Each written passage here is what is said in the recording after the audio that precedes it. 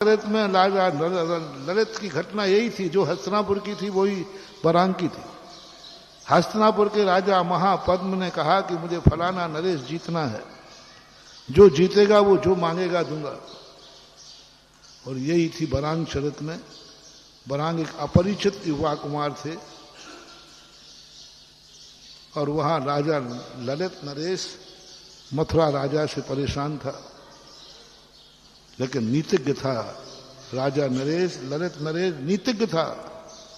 उसने ये घोषणा नहीं कि उसने पहले ही रख दिया, जो ललित नरेश को जीते, जो मथुरा नरेश को जीतेगा, मैं उसको आधा राज और कन्या दूंगा। स्पष्ट कर दिया ये मिलेगा, और वही हुआ। वो कहानी को अभी मैं नहीं ले रहा हूं। देखो, वहां नीतिज्ञ राजा के कारण उसने पहले कह दिया ये दूंगा, पूरा राज्य दे दो ना, खत्म बात हो, जो कहना है वहीं निपटाओ। अपरिचित को, बालक को जो देना है वहीं दे दो बालक को। बालक से ये मत कहना बेटा मांग ले, क्या मांगना है। स्त्री से तुम खुश हो, जो देना हो दे दो, 9 लखा हार। पर कभी ये मत कहना कि जो मांग लो वो दूंगा।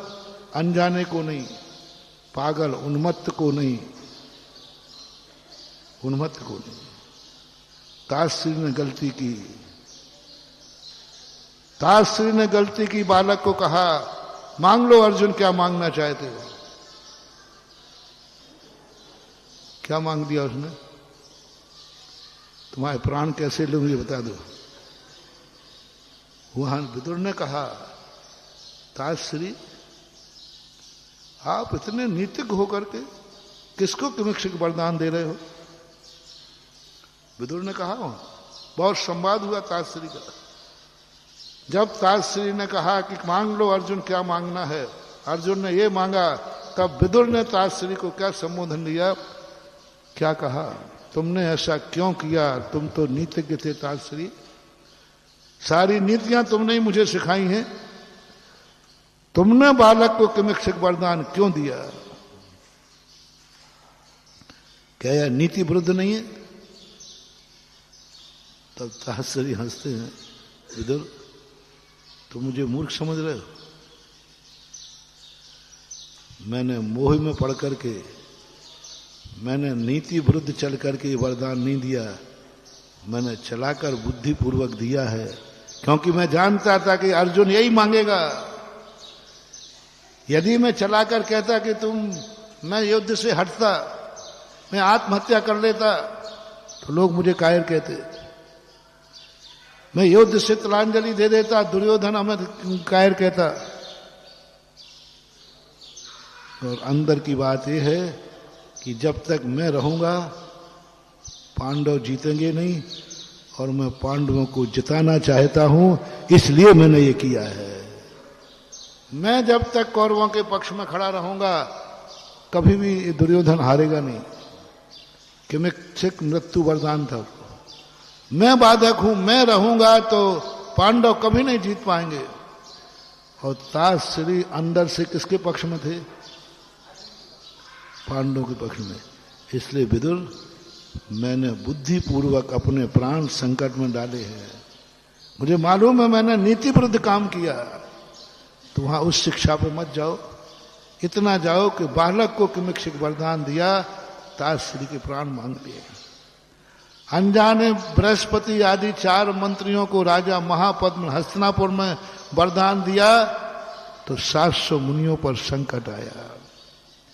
स्त्री के लिए वरदान दिया, तो अयोध्या का क्या हाल हुआ। और उन्मत्त और पागल की तो बात कहने की जरूरत नहीं, उसका तो कोई भरोसा ही नहीं है। इनको किमिक्षिक वरदान, जो देना है तुरंत दे दो, ये लो पकड़ो, क्या मांग लो, ये कभी नहीं बोलना। और यही स्थिति कर्ण को समझ में आई, ओहो मैंने गलती कर ली, ये तो हमें अपने अनुकूल चलाना चाहता है, ये तो अपनी इच्छा। जब कभी कोई व्यक्ति, तुम्हें ये पता चल जाए, तो विदुर बड़ों को उपदेश दे रहे हैं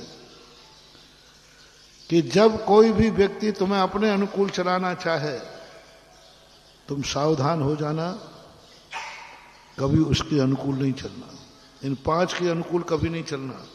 स्त्री के, चाहे वो किसी भी रूप में हो, बालक के, अनजाने के, उन्मत्त के, पागल के, इनके अनुकूलता कभी नहीं बनाना। तुम्हारी जो स्थिति बोलती है वो करो, क्योंकि दुर्योधन ने यही सब किया। कुछ गलती नहीं थी दुर्योधन की, सब बड़े बड़े महारथी थे, जो मैंने कहा ना, इतनी बड़ी शक्तियां थी उसके पास। वो हस्तिनापुर तो क्या, भारत का सम्राट बन सकता था, लेकिन एक कमी से वो मेरे अनुकूल चले। ये उदाहरण तुम्हें दिया, कहीं आप भी तो दुर्योधन नहीं है। मोटिवेशन क्या कभी तुम्हें बाप के प्रति भाव आया, बाप मेरी इच्छा पूरी करे, बाप मेरे अनुकूल चले?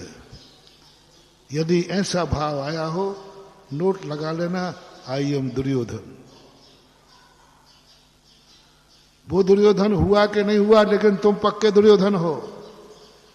कभी गुरु के प्रति भाव आया कि गुरु मेरे लिए अनुकूल चले, मेरी इच्छा पूरी करे, दुर्योधन। कभी भगवान के प्रति आया, ये भगवान मेरी इच्छा पूरी करे, मेरे अनुकूल चले, दुर्योधन। रावण,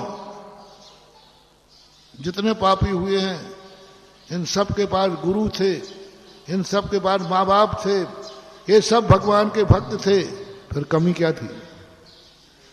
क्या रावण दुर्योधन भगवान को नहीं मानता था? क्या इनके माँ बाप नहीं थे? क्या इनके गुरु नहीं थे? बस कमी क्या थी? ये सब उनको अपने अनुकूल चलाना चाहता था।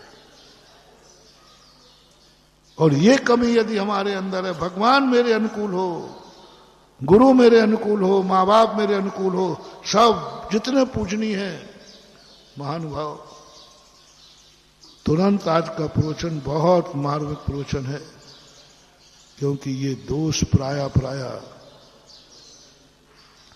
बोल दो ना, ये दोष प्राय बोलो सब में है कि नहीं? बोल भाई मनोज बाबू, है कि नहीं सब में? संसार है सब में। मत नकारना, ऊपर से मत बोलना, अंदर से पूछो। मेरे से भी मत पूछ लेना क्योंकि आज नहीं कल तो था, अतीत तो बहुत लंबा चौड़ा है ना, आ सकता है। संसार एक ऐसा लुभावना है, अच्छे अच्छों को भाव आ सकता है, भगवान मेरी इच्छा पूरी करे, आ सकता है। मैं ये नहीं कह रहा हूं नहीं आ सकता है, मैं ये कह रहा हूं आ जाए तो सावधान हो जाना, यही दुर्योधन का लक्षण है विनाश की। तो बस आ जाए तो सावधान होना। आ तो सकता है, संसार में ऐसे मोड़ आते हैं, संसार में ऐसी परिस्थितियां आती है जहां ये भाव अंदर से आ जाएगा, आ सकता है। बिल्कुल भी क्लीन छट मत लेना, आ सकता है। मैं तो इसलिए सावधान कर रहा हूं, आ जाए तो तुरंत मेरा प्रवचन याद रखना, यही दुर्योधन का लक्षण है। मेरे अंदर दुर्योधन की पर्याय प्रकट हो गई, सावधान। तुरंत प्रतिक्रमण, तुरंत प्रायश्चित, तुरंत भगवान के पास नमोस्तु कर लो, हे भगवान मेरे मन में ये भाव आ गया,